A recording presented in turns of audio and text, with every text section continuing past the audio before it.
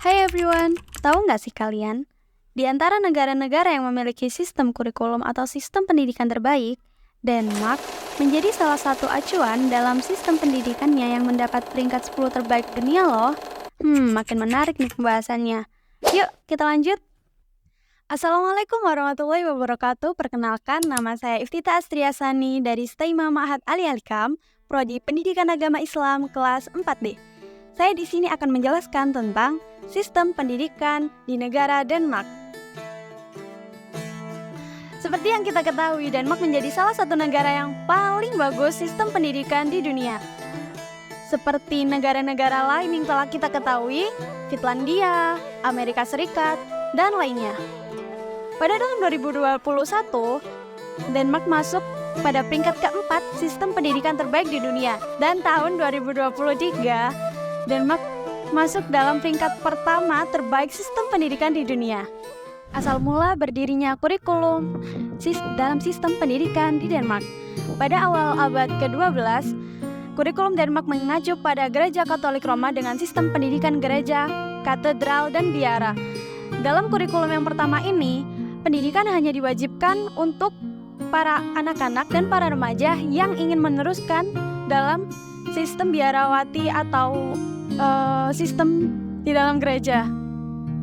Pada tahun 1536, kurikulum Denmark diambil alih oleh keluarga kerajaan dan mulai berkonsentrasi pada pengajaran teologi melalui pembelajaran bahasa Latin dan Yunani. Dan mulai ini, kurikulum Denmark sudah mulai menerima mahasiswa atau murid-murid lainnya di luaran sana, tidak mengacu pada kewajiban gereja. Pada tahun 1721, kurikulum Denmark berkonsentrasi pada Lite-Scholar atau yang disebut dengan sekolah berkuda dan gerakan keagamaan pietisme atau yang disebut dengan sekolah pendeta. Selain pengajaran berkuda, pembelajaran di Denmark mulai dibuka untuk semua kalangan untuk memacu perkembangan tingkat melek huruf tertentu. Pada tahun 1809, kurikulum sekolah pendeta mulai diganti dengan kurikulum sekolah pegawai negeri sipil yang membawa nilai kemanusiaan yang sejati dengan penanaman budaya Yunani dan Latin kuno, serta dipadukan dengan ilmu pengetahuan alam dan bahasa modern. Pada tahun 1850, pada tahun ini, awal dibentuknya kurikulum sekolah menengah sebagai sekolah pilihan untuk persiapan universitas. Dan pada tahun 1871, pada tahun ini, kurikulum sekolah menengah dibagi di jurusan menjadi 2 jalur, yakni bahasa dan sejarah dan matematika sains. Pada tahun 1894, kurikulum Folkeskole berdiri dengan biaya penuh oleh pemerintah dan menjadi kurikulum wajib belajar 9 tahun. Dengan memiliki tujuan yang sama dengan UNICEF, yakni menekankan pendidikan untuk mengurangi angka kemiskinan, angka kematian, mendorong kesetaraan gender, dan pemahaman dalam lingkungan.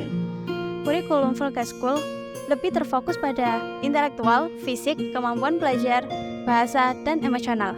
Pada tahun 1903, kurikulum sekolah menengah awal atau sekolah gimnasium dihubungkan dengan sekolah kota melalui Mellem School atau sekolah untuk kelas 6-9 yang kemudian digantikan oleh Real School. Tujuannya adalah sebagai sekolah persiapan untuk siswa yang ingin melanjutkan studi ke university karena sekolah di kota tidak mencukupi.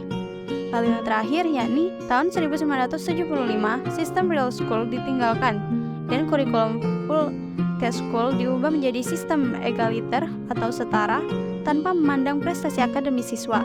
Kurikulum Folkeskole ini yang dipakai hingga sekarang di Denmark. Namun, hingga sekarang kurikulum ini pun dipakai dan dikembangkan hingga menjadi sistem pendidikan terbaik di dunia.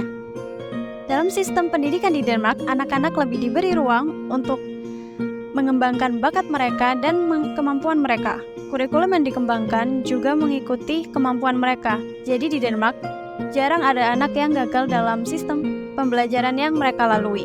Pendidikan atau sekolah di Denmark digunakan untuk mencari informasi, melakukan eksperimen, dan menganalisis secara mandiri. Jadi, tidak monoton pembelajaran di dalam kelas, tapi para siswa diberi hak untuk mengeksplor di luar. Anak-anak di Denmark diajarkan untuk open-minded, kritis, dan juga berani menyampaikan pendapatnya sendiri. Dan juga mereka dilatih untuk menghormati pendapat setiap individu lain. Sistem kelulusan di Denmark tidak terfokus pada hasil tes seperti di negara-negara lain.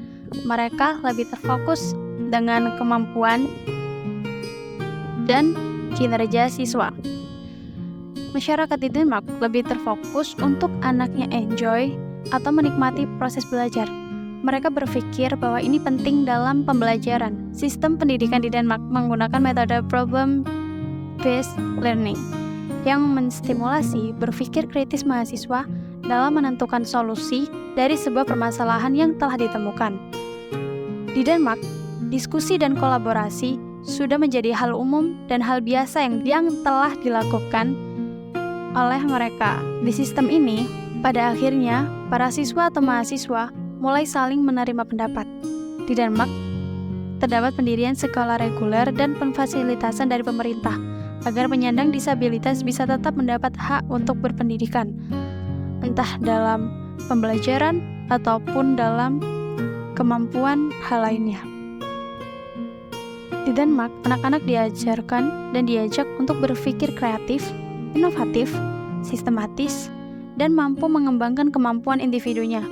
Mereka terfokus dalam bermain dan belajar, meski materinya serius, tetap dilakukan dengan menyenangkan. Itulah awal mula pendirian kurikulum di Denmark hingga pengembangannya sampai sekarang. Sekian dari saya, kurang lebihnya mohon maaf. Wassalamualaikum warahmatullahi wabarakatuh.